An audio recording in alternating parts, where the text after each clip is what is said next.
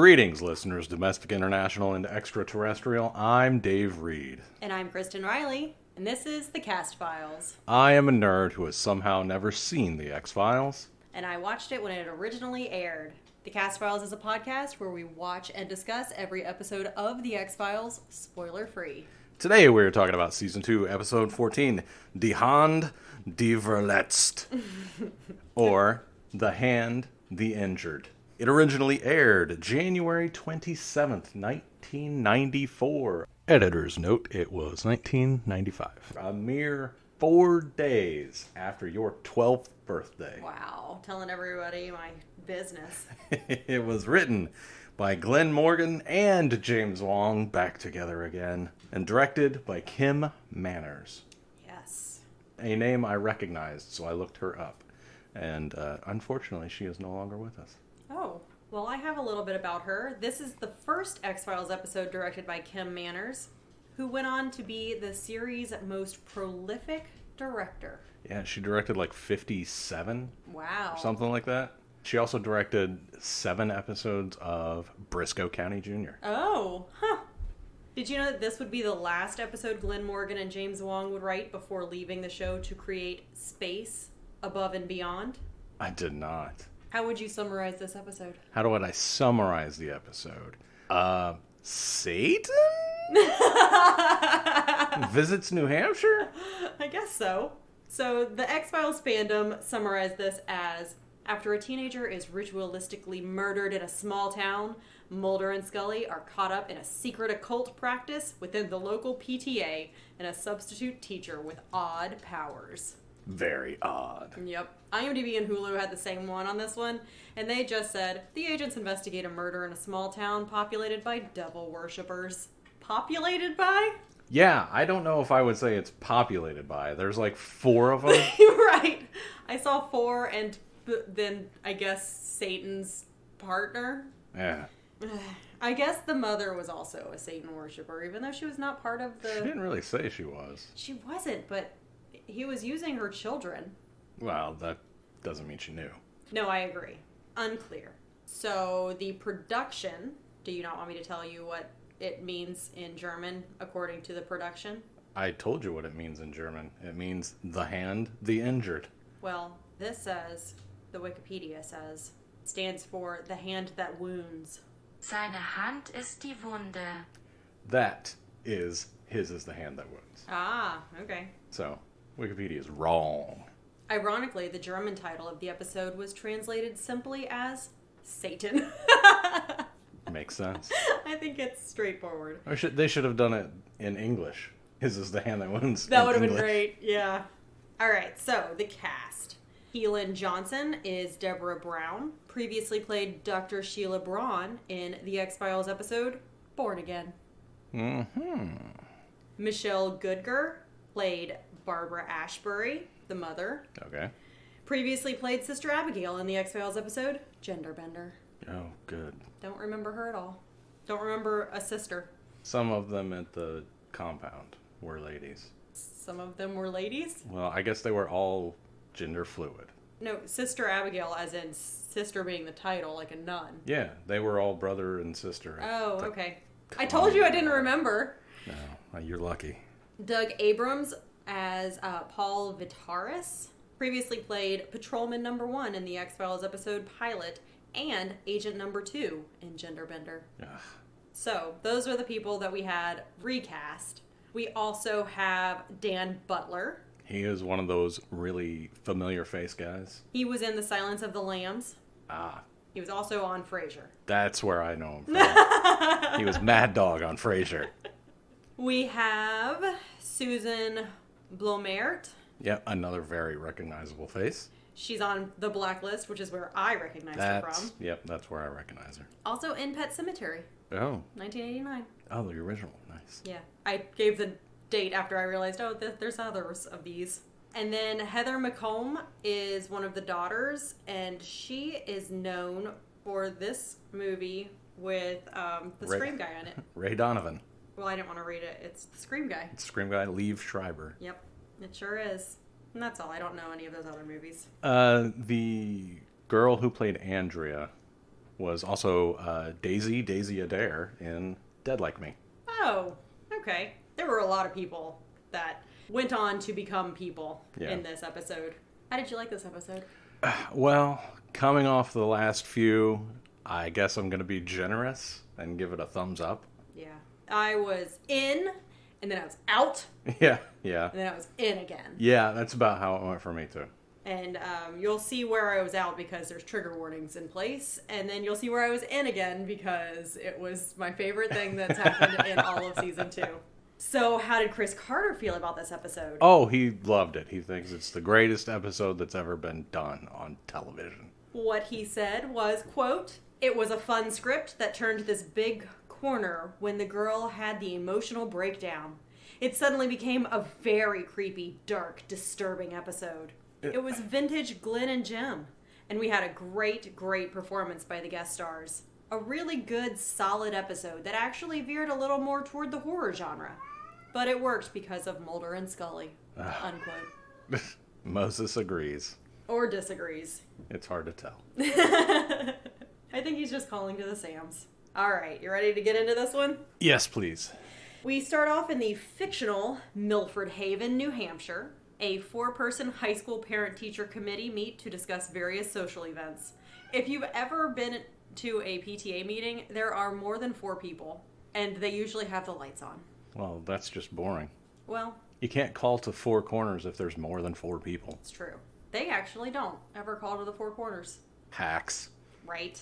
The adults appear to be socially conservative, debating whether students should perform the musical Grease, hate it, or Jesus Christ Superstar, don't know anything about it, because the former uses the F word and the latter is air quotes, not air quotes. I'm saying air quotes. It's just quotes. Is not appropriate for this high school. Yeah, I have no idea. Yeah, I don't know anything about Jesus Christ Superstar. Is it pro-religion, and that's why they don't want it in that high school? I have no idea. Yeah, me neither. How many sexual assaults do you think are in Jesus Christ Superstar? I don't know. How many sexual assaults are in Greece? I don't know if they show any, but they definitely sing about it. They really do sing about it. So, I hate Greece.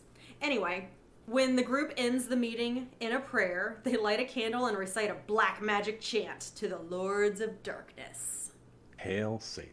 And they close a door, and we see a glow around the door, and it's supposed to be super scary, but it's just black. Everything's just dark because it's the X-Files. Everything's dark. But did you catch? Here's a bit about the production. The high school where much of this episode takes place is named Crowley High School. Oh, that's fun. Presumably after Aleister Crowley, whose theories on magic, with a K, shocked his contemporaries and heavily influenced modern Wicca. Did you ever practice Wicca in your teenhood? No, straight up Satanism. Oh. Yeah. No, not Wikipedia. Or Wikipedia. not Wiccanism, but yeah, straight up Satan. Wow. Why are you looking up the Super Bowl? Because a couple of the producers' names were changed in the credits. Mm-hmm. I don't remember what their names were, but it was like somebody, Chargers, ! Last name, and then first name, Go Bolts, last name. So I was thinking, were the Chargers in the Super Bowl, and that's why they were doing that? And yes, the Chargers were in the Super Bowl that year. And the Lightning? The hockey team, the Lightning, yes. Tampa Bay Lightning, were also in the Super Bowl. It was a very stormy themed Super Bowl. Strange. The Chargers have a lightning bolt on their helmet. I can't know. Because I guess it's electricity chargers. Well, we already have the Lightning, so yeah, that's true. But they had the Chargers first. it doesn't matter. I didn't know about them first, so they didn't exist. All right. All right. So later, a group of students go out into the woods at night to play with black magic at a witch's altar. An attempt for the 2 boys to score with the girls. Yeah. Which honestly, good move for the 90s. The whole time that they were doing this, I was like, oh no, this makes total sense. Yeah. Yeah, absolutely. Do you know, I was super into the whitewashed Wicca in my teens, Yeah. and I understand that it's problematic, and I was appropriating things, but I was also like 13 and didn't know any better, and I was trying to find my power. I don't think you're appropriating Wicca. That's a white person thing. It's ancient white people stuff. Well, I definitely wasn't doing it right. So, honestly, having the boys be involved and leading the charge, they're like, girls. I know what girls like. What did teenage girls like in the 90s? Oh my god. Dumb witchcraft. Witches and stuff. So, what are we going to do? We're going to tell the girls that we have a witch altar. Yeah. And we're going to take them out there, and we're going to make out in the woods. It's good stuff. Good job. Yeah. Like, I've been on dates with people who have put in much less work. Hey! Damn it. Their reading from a black magic book causes unexplainable things to happen, causing all but one of the teenagers to flee. Andrea, one of the girls, recites the Lord's Prayer as she runs away. Andrea is the one that was giving Dave a Gingrich. Oh, yeah. And we both looked at each other like, well, obviously that's a boner, but like, how do we back into this being a boner? How could we reverse engineer Gingrich to be boner? And all I got was, well, Newt Gingrich is a dick. I guess. But wouldn't he just already have a dick? She's given me a dick.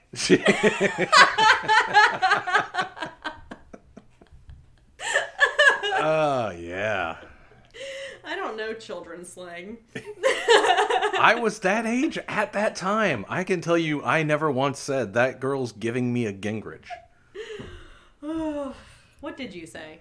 Unfortunately, I said, swing. Oh, no. Swing! Swing! Tentpole! She's a babe. She's magically babelicious. I forgot about that. Yeah. Ugh. That was the height of boner talk at the time. Wow. Well, I'm going to run away with Andrea and recite the Lord's Prayer. You go for it. The remaining teen, Jerry Stevens, is choked to death by an unseen force. His mutilated body is discovered the next day, leading Mulder and Scully to investigate. The body desecration doesn't faze Scully in this episode even a little bit. Well, it was a boy. Is that why? Yeah, it was a boy, so it's okay. You can desecrate boys' bodies. Oh, okay. I didn't know what the rules were.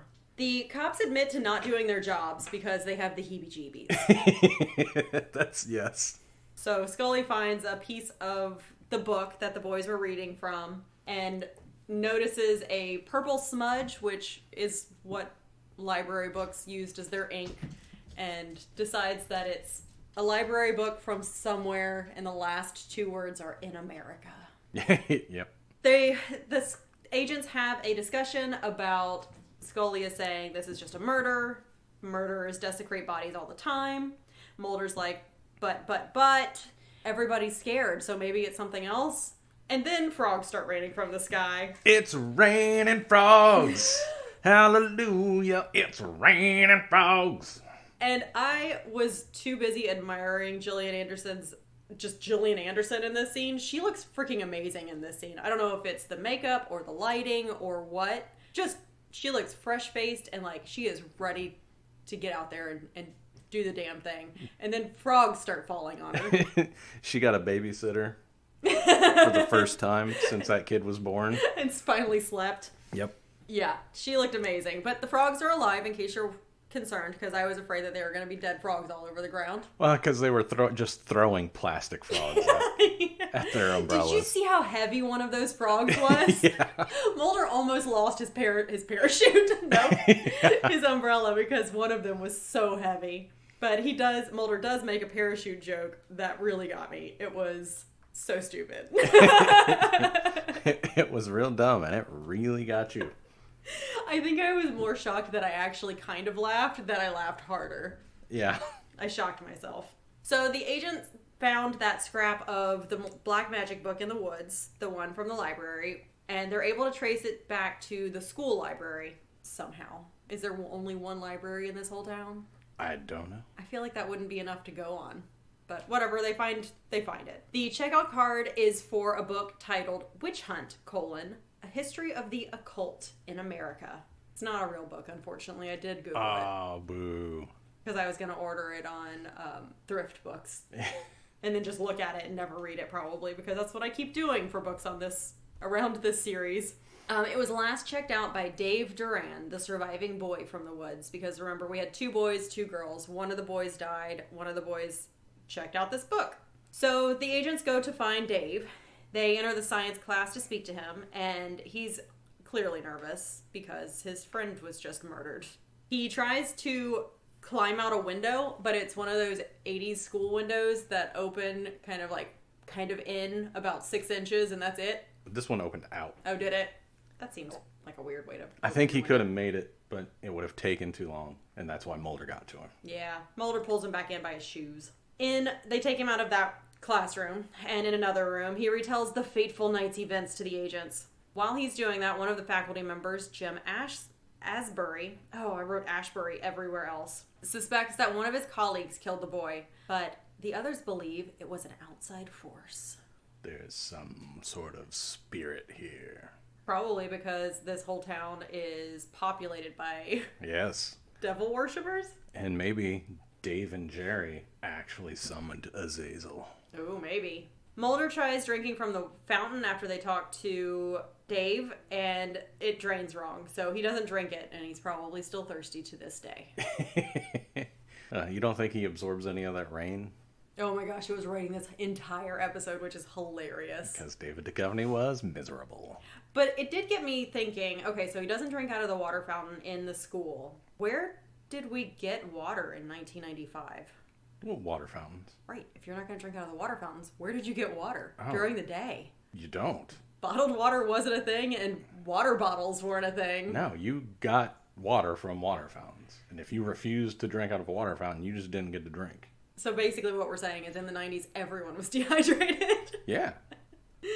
Unknown to the agents, substitute teacher Mrs. Paddock is behind the murder. It's not a spoiler because she just opens her desk drawer and we see the eyes and the heart from... Just got him chilling in the desk. Just at room temperature. Yeah. Ugh. I feel like room temperature body parts is not the way to go. Yeah, it'd be all coagulaty. Mm-hmm. In a little bit, I don't know how much time passes, but Mulder goes into Calcagni's office, and I guess he's a doctor? He must be. Yeah, because Mulder says, when he's flipping through notes, he says, your records indicate a high incidence of students complaining of depression, headaches, eating disorders. And almost at the same time as Calcagni says, I say, this is high school. And I was like, I did that little, my eyes to your eyes. Yeah. He says, this is high school. It's normal for students to act abnormal. Yeah, it's normal for students to display abnormal behavior. Which, fine. But honestly, in high school, depression, headaches, and eating disorders, that's what high school is. Same, dog. Which of those 3 did you have? Because I think I had all of them. Yeah, probably headaches. I don't think I had depression in high school. Fucking privilege. Yeah. Didn't have an eating disorder in high school. Well. Look who's special here. Fucking hell, yeah, me in high school. So, you guys, if you know anybody if you know anybody in high school or had a hard time in high school's hard. It's okay. That's normal. It's normal to be abnormal in high school. Yeah, just like Dr. Satan says. Mulder says, I'm assuming you're familiar with the early indications of repressed memory. Boo. Yep, and then we turned off the TV and we watched something else because, seriously, come on. Just so tired of that. So tired. Also, are the indications of repressed memory depression, headaches, and eating disorders? Could be. Calcagni says just because a student has a headache doesn't mean he's repressing a memory, which is true. We've already determined that everybody in the 90s was dehydrated. Yes. It really does answer for all of the headaches. Uh-huh. That, people reading too much without the right corrective lenses. We had glasses in the 90s. I know, but I didn't get contacts until college. I got contacts in like 1993. Well, I have contacts now, and thankfully, but I had headaches in high school because I was straining my eyes constantly. Look at you and your privilege. Yeah, my Just pointing out your high school privilege of going, oh, I can't see right. Let me go to the eye doctor. It's nice that you had somebody you could talk to about it. My teacher, I raised my hand and said, hey, I can't read that. She said, okay, come sit up here. And then she talked to my parents. Aw, how lovely. If you say so. She was one of the worst teachers I ever had. Wow. But you got corrective lenses. Yeah, I did get ugly-ass glasses out of it. All right, after the repressed memory nonsense, Mulder and Scully have a decent conversation about how witches, occultists, and the Church of Satan aren't actually evil. That was pretty nice. It was a nice little injection of, oh, Realism. yeah. It was also nice that they didn't bring in Dr. Heitzwerber to do past regression memory hypnosis garbage or whatever. They didn't have to because she starts remembering. Yeah, it's nice. Also nice. Yeah. They go back to class. We're in Mrs. I've lost her name. Paddock. Mrs. Pack? Paddock. Paddock. Mrs. Paddock's classroom. Ashbury's stepdaughter, Shannon, is one of the girls from the woods, and she suffers a breakdown during science class while they begin to dissect a pig fetus. But, did you notice, it's not a pig fetus, it's actually a boar because of the cloven hooves. Oh, yeah, because that's what the acidactyl family or whatever she said. Right, but I was like, nice and subtle because Satan and the cloven hooves, and I didn't know pigs didn't have cloven hooves. Me neither. I thought they did. I thought they did too. Because wild pigs are just pigs, but wild. They're boar. Yeah, but if you take a docile pig and put it out in the wild, it grows hair and tusks. It What? turns.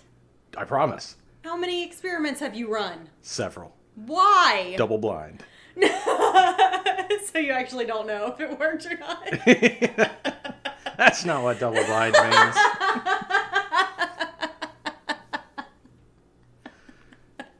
You were blind and so were the pigs. Yeah, I poked everybody's eyes out.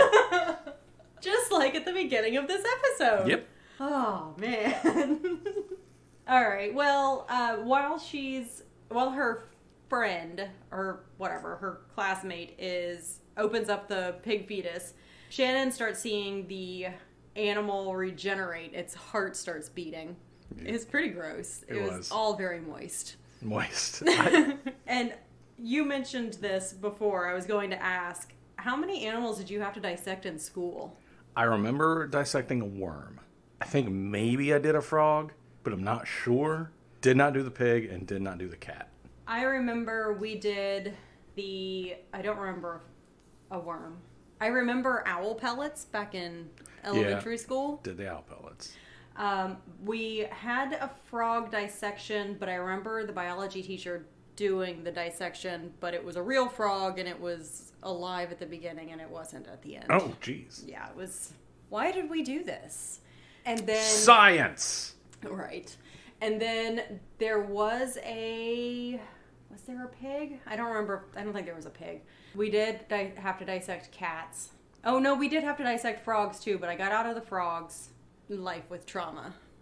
Yeah. And then the cats, I think I've mentioned this before, or I've told you about it. I was paired up with the high school student who was determined to go to medical school right after high school. Oh, yeah. Yeah. And so that really worked out for me. Yep. And she was going to do all of the dissecting, and I was going to do all of the little flag putting in, because you had to identify where all of the things were, and it worked out well. That would work out well. That was biology 2, and you didn't have to take biology 2. Yeah, that's true. That was us. Ours was biology honors or whatever. Yeah. The frog was regular bio, and then the cats were bio 2. I know I did biology 1, and I did physics. I think maybe I did advanced physics as well. Not me, man. Did I? I don't think I did 4 years of science. I think I only did 3 years of science. Maybe only 2. I don't remember. Man, I don't know. I do not know. I remember biology and biology 2 because I loved Mr. McDermott. Everybody loved Mr. McDermott. Greatest teacher. I think one of the greatest teachers I've ever had. And I took bio 2 because I wasn't sure if I was going to medical school or not. I was kind of like, maybe. But I did want to have him again. Uh-huh. Because he was just the real world equivalent of Edward James Olmos in Stand By Me. I don't know that character. Tom Berenger in The Substitute. I was thinking he would crack wise like Robin Williams. Oh, in Dead Poet Society? I've not seen that movie, so I don't know. You haven't? No. Oh my god, we have to watch it. Do we have to? Yes. It doesn't seem something I'm going to be interested in. It doesn't matter. Okay. All right. Anyway, back to this. So Shannon has a hard time with the fetal pig dissection. Just screams in class, which I think at that point I would never come back to school again. Nope. It's time for me to transfer. Yeah. But the thing is, apparently she's remembering. Somehow that's what Mulder thinks out of nowhere.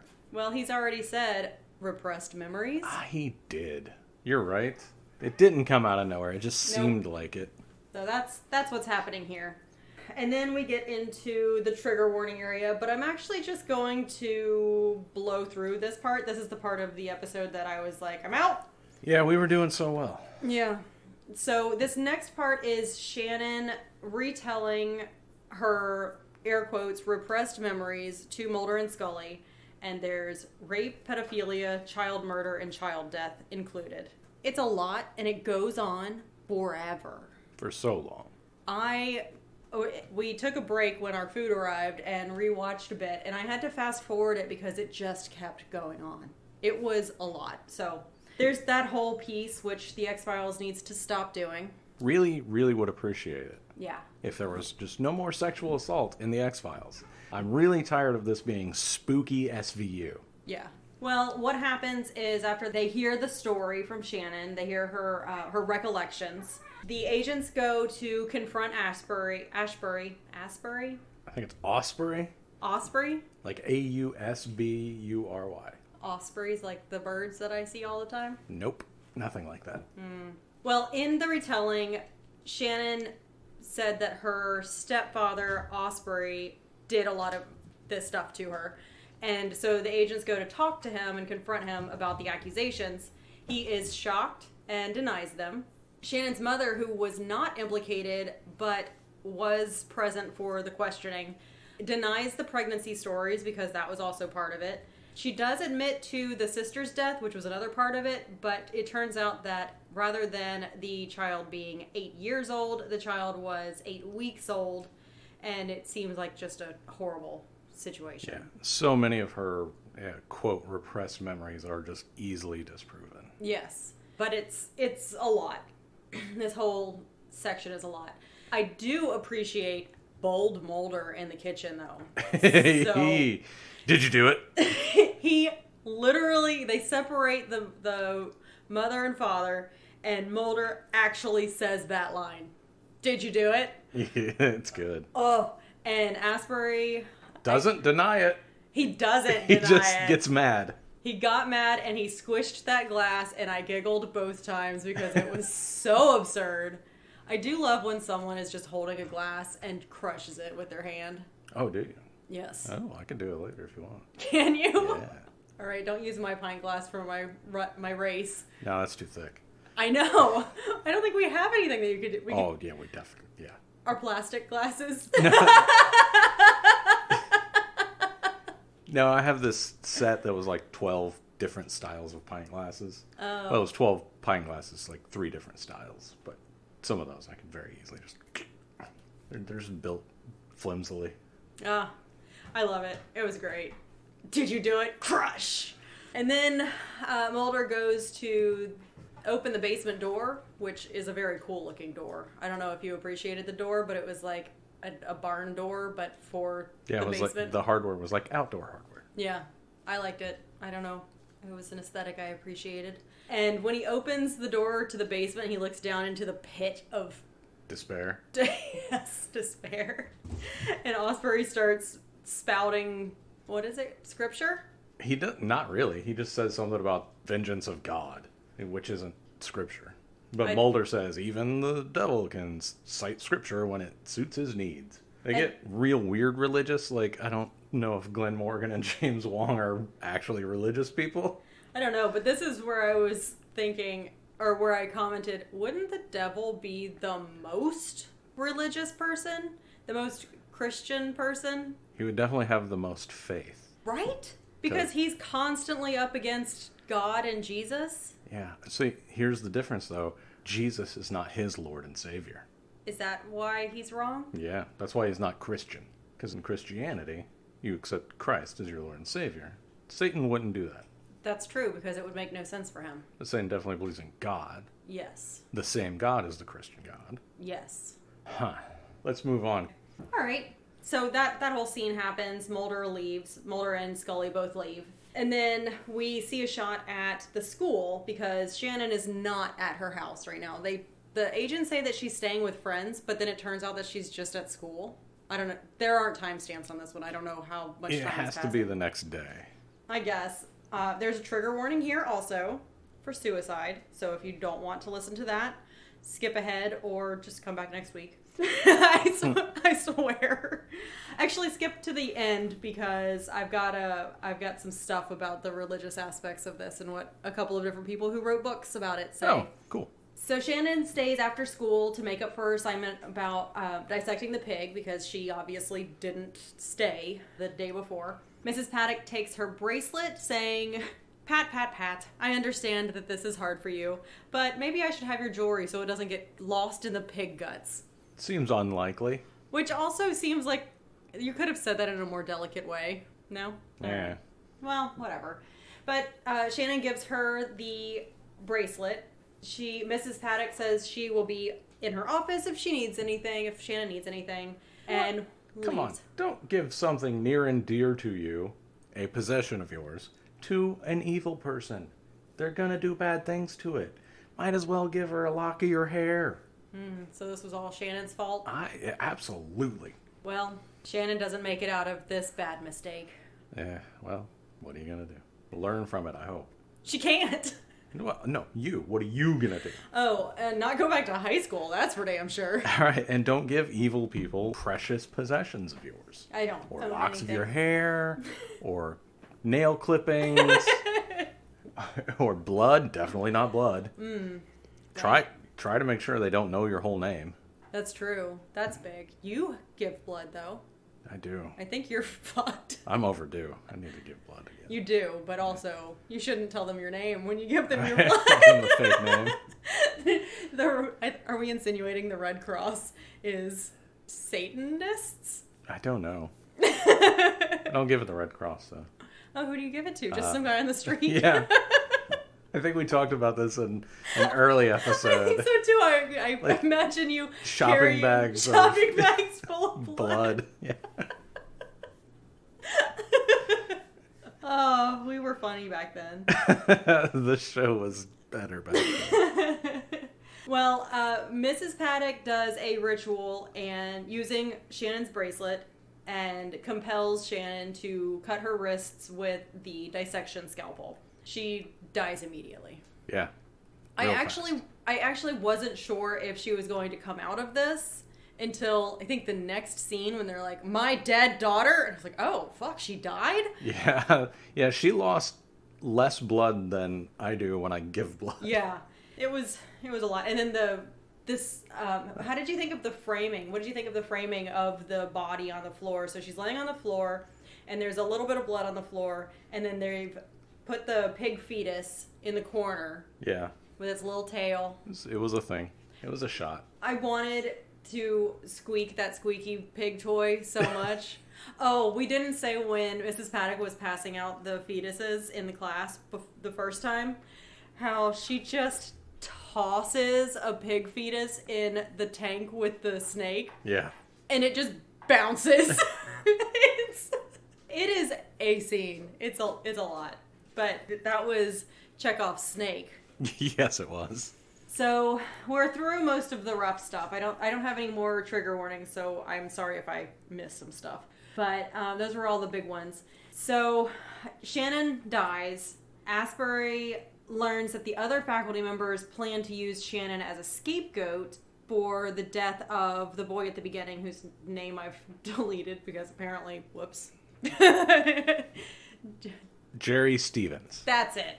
I had the J, but I forgot what, and I was just going to start naming people.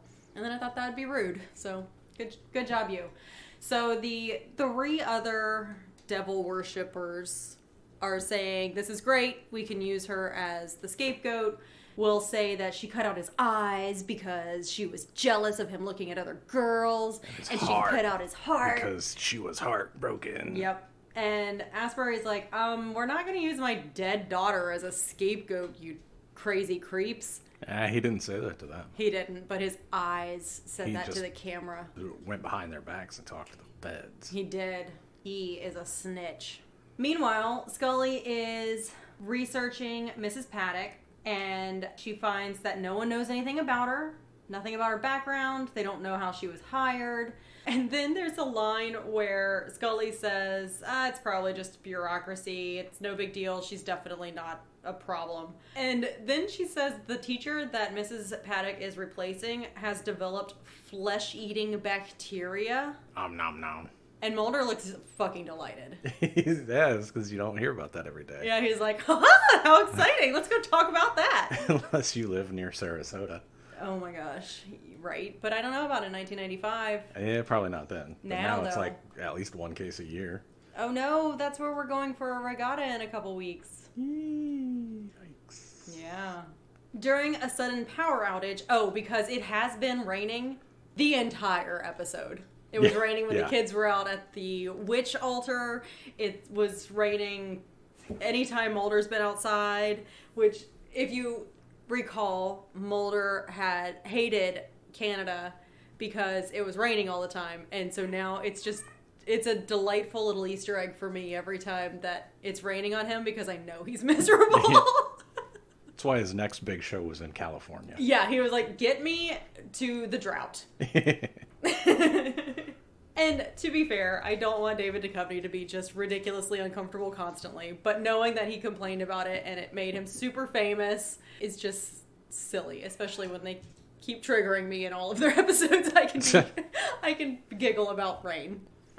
So the power goes out because of a storm that, may I say, was bigger than the storm in the beginning of The Mist that we watched last night. Okay, if you say so. It was, because there was a little bit of thunder and then trees blew into everybody's. Trees knocked down. It was crazy. It's a big storm. There wasn't any wind sounds. It made the military base go wonky. It's true. The storm is what made everything bad happen. I think it was the military that made everything bad happen. No, it was the storm happening at the military base that made everything Did the bad storm happen. come out of the thin? No, the thinny? No. We just watched The Mist. I'd never seen it before. But this storm was bigger than that storm. If you say so. I do say so. Didn't you hear me? Like 4 times now. And so the power goes out. It stays out for the rest of the episode. Mrs. Paddock steals Scully's pen. At some point, Mulder leaves the school to investigate Asbury's basement. And Asbury just does the reverse gif of Homer Simpson going into the bushes. But he reverses that and shows up in the basement. He's standing in the dark, waiting for a dramatic moment to reveal himself. It was dramatic. It was nice. It was smart.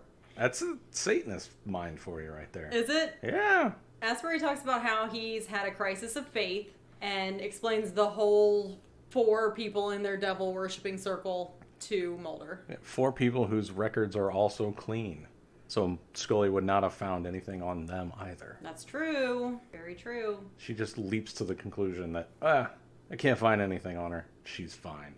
was If you haven't already committed a crime, you're not going to commit a crime. That's come up before.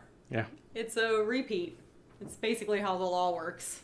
Asbury confirms the rituals did happen while Shannon was present when she was a little girl, but said that the exposure to sensational media was what led her to falsely remember the sexual abuse. This man unfairly slanders Geraldo Rivera, the man who found Al Capone's vault. How dare. He confirms using the blood of the innocent during rituals because it's powerful. It is. Then erasing or replacing her memories with false memories. It's bad.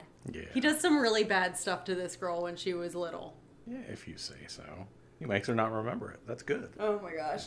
But He was going to tell him later. But it wasn't his fault that she remembered the memories falsely because that was Geraldo's fault. Well, I think it was Satan's fault. It's interesting because it does appear to be Satan. Or Azazel? Yeah. I think maybe she's Azazel. I think she's Azazel. Azazel would be a helper demon of Like Satan. a demon of note. Okay. But it's really interesting because Shannon's just, I guess, in Azazel's eyes, Shannon would be part of the cult too, because she participated in these rituals. The adults just decided that she didn't have any idea about it, but that doesn't really mean anything if you're worshiping. Or a demon doesn't care if they kill innocent people. But I don't think that it was that. I feel like Shannon was very specifically targeted. Do these other people not have They might not children? have kids. I like how we're both gesturing at each other in a audio podcast. Well, yeah. What are you going to do? Move on. Okay. That's when Mrs. Paddock uses Scully's pen to impersonate Scully in a call to Mulder. Mulder's still in the basement hearing all of these stories, and Mrs. Paddock pretends to be Scully in trouble. But she doesn't say, "Hey Mulder, it's me." So he should have known it wasn't her. I think it's his fault for Yep. falling for it. Yep. So Mulder handcuffs Asbury in the basement to prevent his possible escape. Says, you're under arrest. Doesn't say what charge. But does he escape? Doesn't read him his rights. He doesn't escape, though. And then Mulder leaves after handcuffing Asbury to pipes above his head. He's standing The there. banister? Okay. He's standing there with his arms above his head, poorly sobbing. Well, he's sitting down with one arm up. Was he? Yeah. And yeah, earlier in the episode, I'm thinking Bradley Whitford has the career this guy should have had. I don't know 'Cause who he Bradley was- Whitford is. You do. I just said I don't. So who's Bradley Whitford? He was in the episode Firewalker. Then he went on to West Wing. I didn't watch West Wing. Was he the Firewalker? Yes, he was the Firewalker with me. Yeah, don't remember. West Wing and the Sunken Place. Us? No. Oh, Get Out? Get Out. Yeah, the dad and Get Out. Oh, that's right. Yeah. You do know who everybody knows who Bradley Whitford is. He's in 1/3 of everything ever. That's right, I remember having that conversation. Okay. Well, that guy. So that guy has this guy's career? Yeah. This guy should be in 1/3 of everything ever. Well, he didn't sell his soul to the right devil, apparently. Nope. He sold his soul to the devil that sends a snake to come eat you. Yes, because this is when I was totally back in. Soon after Mulder leaves, we see Nagini arrive in all her 1995 glory. Nagini? You don't know who Nagini is? Continue, please. You don't know who Nagini No. is? From Harry Potter, the snake in Harry Potter. Why would I know that? Everybody knows that. Clearly. Nagini was in 1/3 of all the Harry Potter movies. Okay. And books. Good. My favorite thing about this is you see the snake arrive and it's a real snake. And then you see the snake and it's definitely not a real snake. And then you see the snake again. And they can't decide what size the snake is. Yeah, the fake snake was a little bit different size than the... It was huge. Oh my gosh. And the shot of... So you see the snake that looks like the snake, actual snake size. It's a boa constrictor. And then you see it unhinge its jaw at his foot. It's going to eat him shoe first. It's so dumb. And then you see it, the next time you see it, It's just bulging. it swallowed his whole body.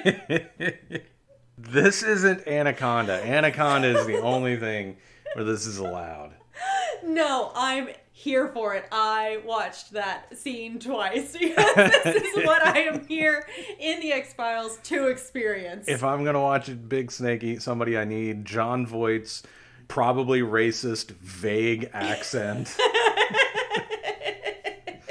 The Anaconda is the perfect killing machine. Anacondas are a perfect killing machine. They have heat sensors. A warm body like Mateo's in the water. Wasn't hard to find.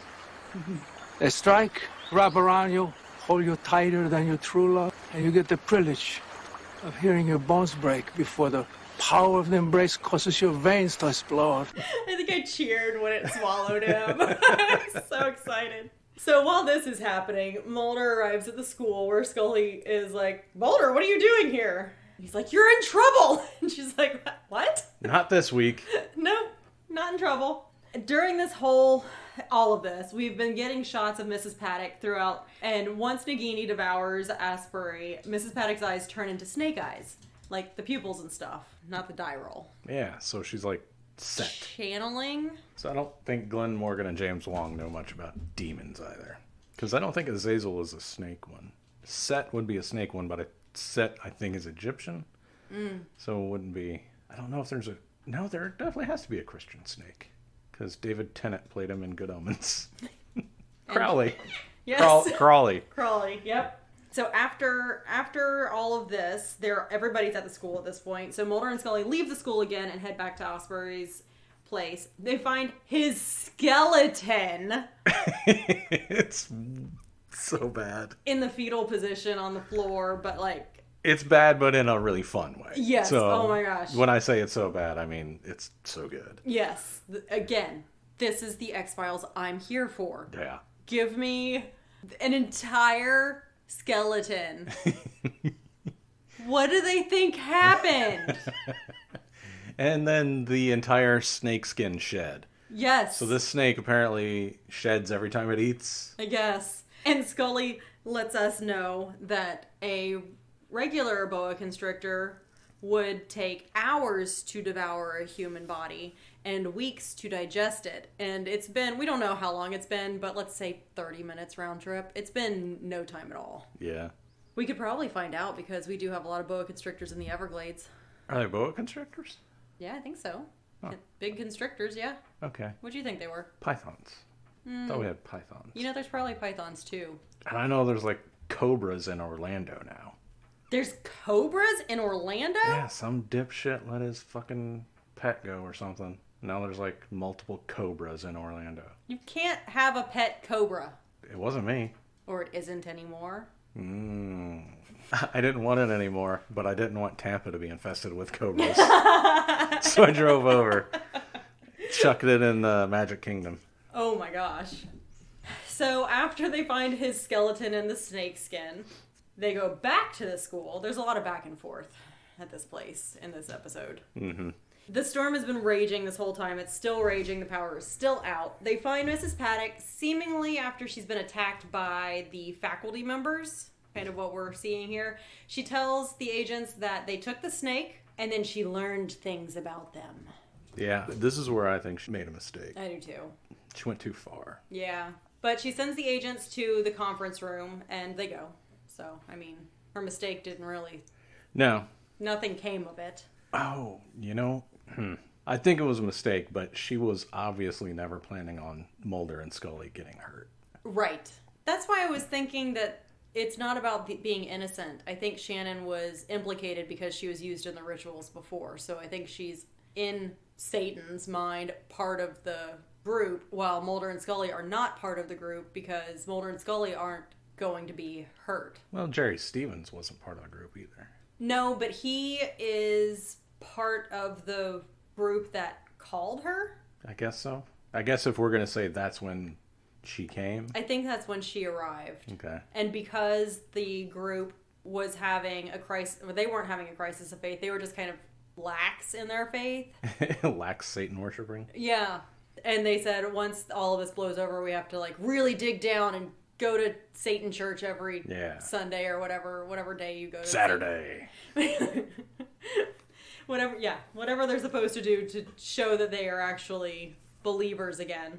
That's what I think happened. They called, the kids called upon Satan accidentally, but it just turns out that there's some lackluster worshipers in this town, and Satan's going to show them he doesn't appreciate it. Guess so. All right. Get right with your religion or whatever. Yeah. So she sends the agents away. As Mulder and Scully are searching, Scully discovers a bottle with eyeballs in it. Not the heart. Not the heart, and the eyeballs were just rolling around inside that drawer before, and now they're in a bottle. Yeah, well, they started to stink. Probably. They got all coagulated. Blech. That's when the faculty members attack and capture the two agents. The faculty members / devil worshippers are convinced that they need to perform a sacrifice to regain favor with the devil and make up for their diluted faith before it is too late.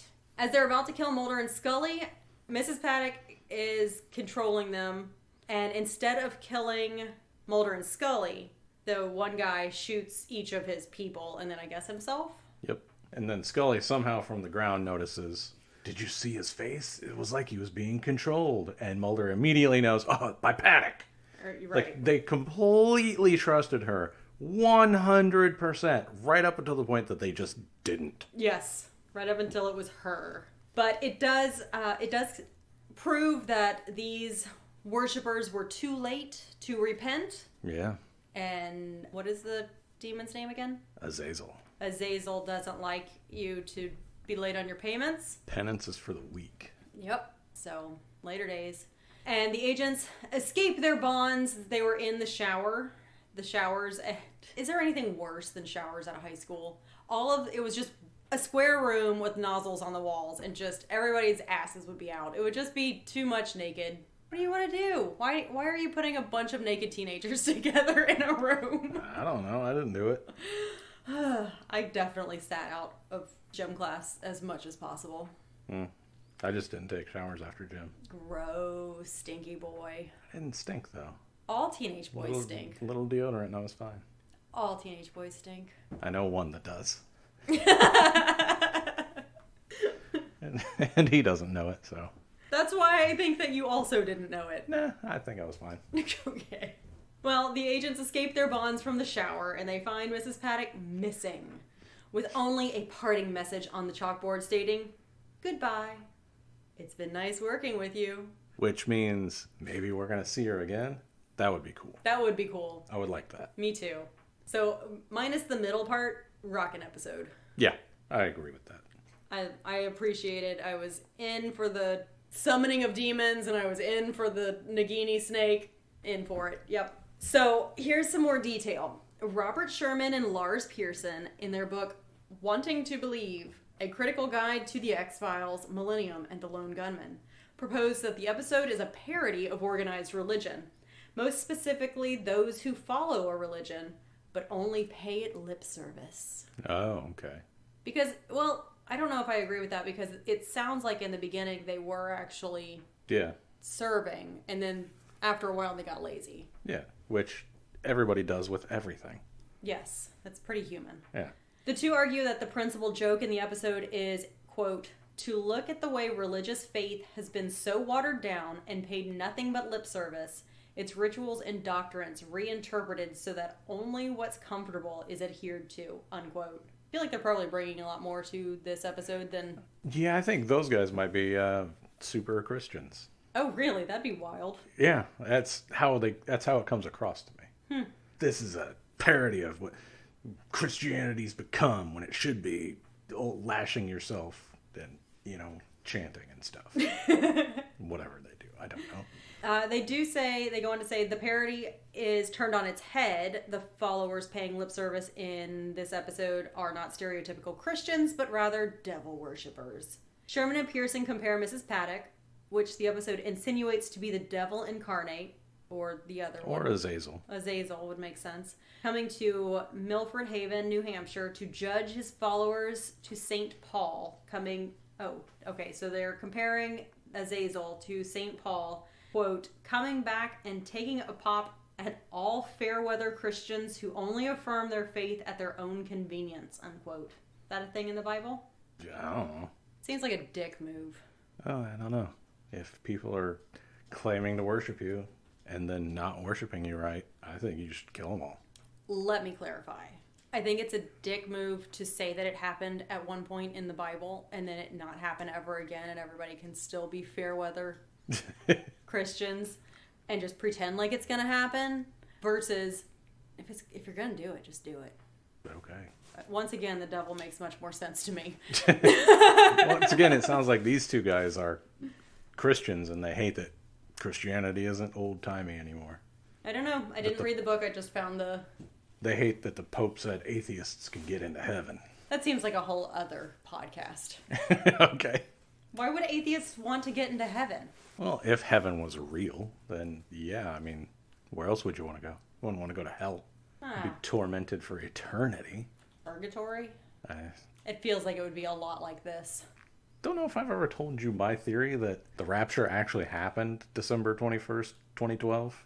yeah. And exactly 0 people were taken. And this is end of days shit.